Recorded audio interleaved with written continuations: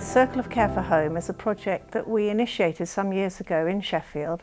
We wanted to work with the stroke pathway to look at transforming their workforce models. So we began the co-produce project with our partners at Sheffield Teaching Hospitals and Social Care, with Sheffield Hallam University, Sheffield University, co-producing a new pathway in essence. There's a huge challenge facing our services for stroke. We have an ageing population who are living longer with an increasing number of comorbid conditions, and that means that we're going to see a larger number of people who suffer stroke and who survive stroke because our treatments are improving. And that means there's going to be a greater population or pool of people who survive stroke who need rehabilitation.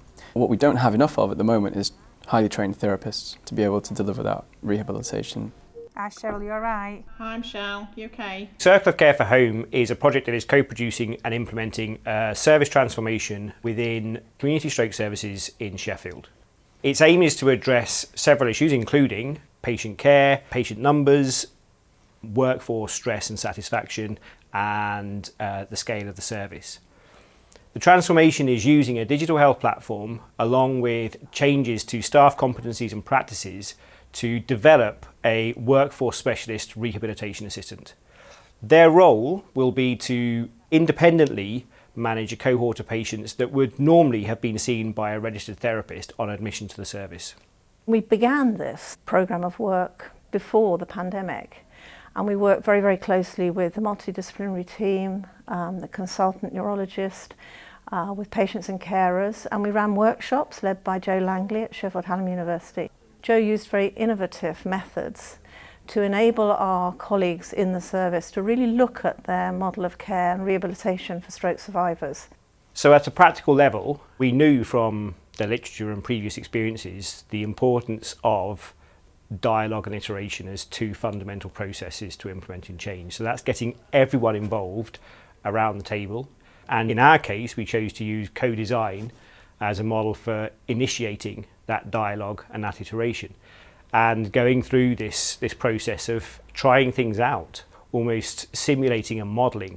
And this enables everyone to get a sense of what the change might be, what impact it might have, and what work they need to do to make that change happen.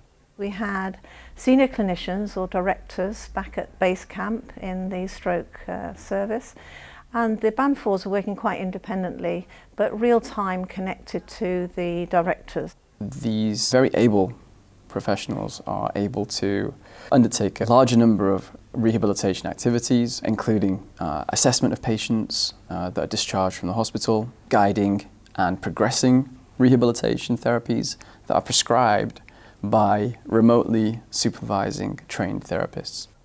We'll make a start. I'll be adding them all onto the phone, entering all the information that's fine. onto here. So as you say it to me, instead of making notes, I'm putting it directly onto here. Yeah. So what's really unique about the Circle of Care for Home is that we have worked with an industry partner who developed in Canada a digital platform for delegated care in the nursing world. And we've taken it into allied health professional work here in the United Kingdom. And we've used their digital platform for real-time communication between healthcare professionals, between patients and their carers. A referral comes into the team. We have a set list of criteria, see whether the patients are in or out of scope for the project. If the patient meets criteria, they're allocated an assessment slot for the Band 4. On the day of the visit, the Band 4 checks that there's a director on duty. At the appointment time, they then request direction.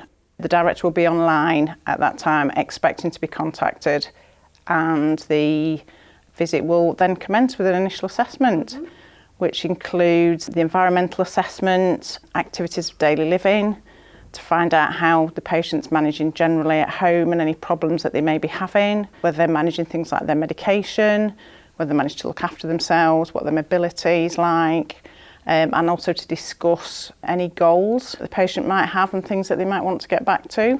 And I read a book, and then I put the lights out, and that's it. And you just go to sleep. Yeah. Well, that is amazing. They complete the templates online. They go back to the director. The director approves the templates. If there are any queries or any questions from the information that the Band 4 has documented. Either the Band 4 will ask them a question directly, or the director will pick up on something and put in either a clinical note or an instruction back to the RA via the technology. The Band 4 may give them some advice or some exercises on the day, and then arrange an appointment time to come back and complete their assessment. I have a dual role within the team. Firstly, as a clinician and therapist, and secondly, my role was to support the implementation of the project. I worked with the clinical team and developed the training plan, the competencies for the rehab assistants, and addressed locally the challenges and solutions with Cheryl, the clinical lead for the team. And also I worked with the research team to look at evaluation, and our evaluation data was collected and informed the evaluation team about how things were going in the project. No problem. Bye, bye-bye.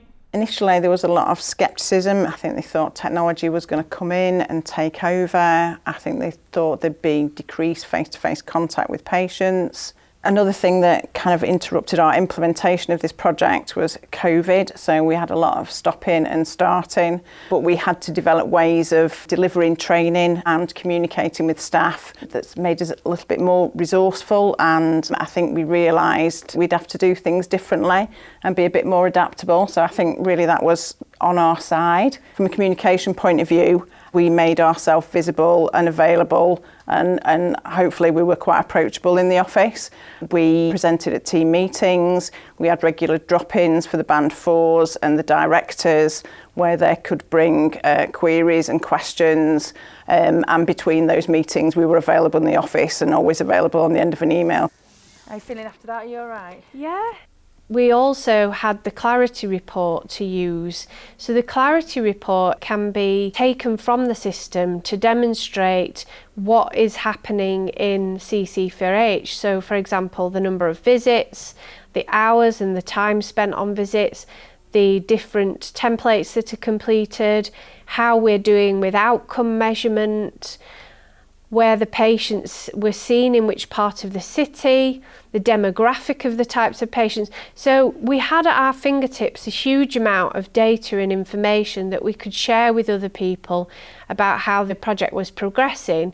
In having that visual information to hand and being able to share that with the team regularly does help show progress, but also shows people what impacts the service is having. One of the other things that we did was we had a patient and family questionnaire, and we've also captured that data. They've talked about their engagement with the community stroke team, with the specialised rehab assistants, and what value and benefit that's brought. And I think those are important narratives to keep sharing back so that we keep the energy around the project high, and also ensure that everybody is hearing about the good things that are coming from the project.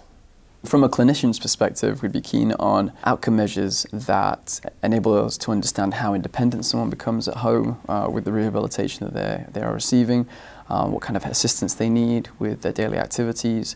From a patient's perspective, the outcome measures would be their satisfaction, how much they feel that they are able to return to their usual activities, and really looking at the quality of life that they experience. Now the wait is not as long. We can see those patients a lot quicker in a lot more timely fashion and resolve any issues on that first initial visit, because we're doing those a lot quicker and patients aren't having to wait as long for their initial assessment. For the Band 4s, I think it's increased their confidence tremendously. They've really enjoyed the learning experience, and they really enjoy absorbing all that information and having that extra responsibility. And I think they're very, very proud of what they're doing, and it's given that extra level in the team that we didn't have. They didn't have career progression from a rehab assistant perspective. We believe that as a team, we have transformed the pathway for stroke survivors and their carers across South Yorkshire. We believe that we're enabling people to look at the implementation of digital technology in care pathways in a transparent way, understanding some of the major challenges and barriers to implementation. And we hope that this will help others to implement digital technology in the chronic disease pathways across the United Kingdom.